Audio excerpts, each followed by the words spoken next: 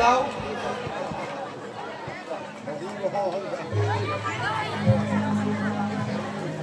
আমি আর একটা কথা না বললেই নয়, সেটা হচ্ছে আপনারা সবাই খেয়াল করছেন আমার পিছনে যে ছেলেটা কিবোর্ড বাজাচ্ছে, মানে অর্গান বাজাচ্ছে, দেখতে পাচ্ছেন?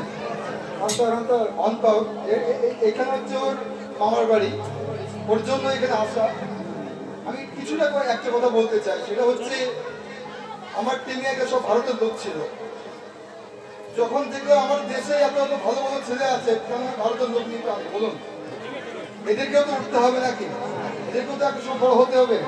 তার জন্য কিন্তু আমি ওই সব লোকজন ছেড়ে দিয়ে এদেরকে রেখেছি। এই জন্য আশীর্বাদ করবেন, সবার জন্য ভালো করতে পারে, ভালো অনেক শেখার ইচ্ছা আছে, হয়ে যাক আর একবার।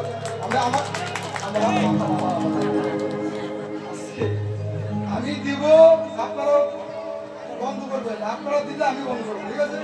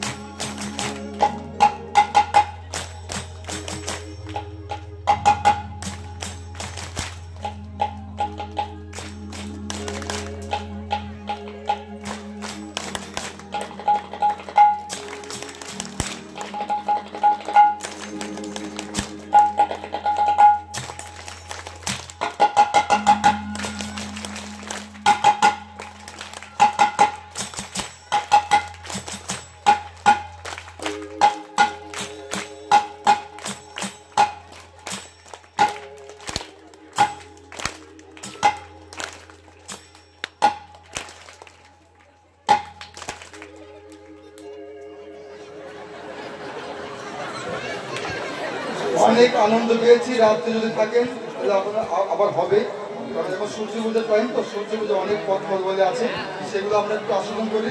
পিতাই বল হরি বল হরি বল। হ্যাঁ,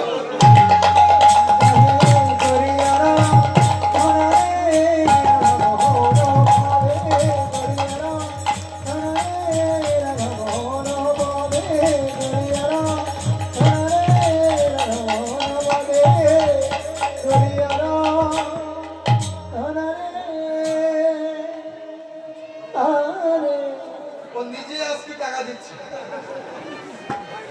হ্যাঁ, এখানে এখানে এখানে প্রণাম কর, সবার উদ্দেশ্যে প্রণাম কর, সবার উদ্দেশ্যে প্রণাম কর, সবাই প্রথমে আশীর্বাদ করবে। দিদাই বল হরি বল হরি বল।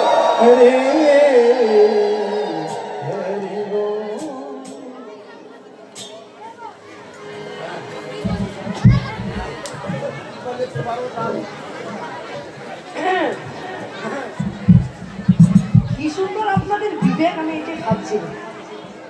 খুবই ভালোই আপনাদের বিবেক আছে। দেখছি আমি এবার বাড়া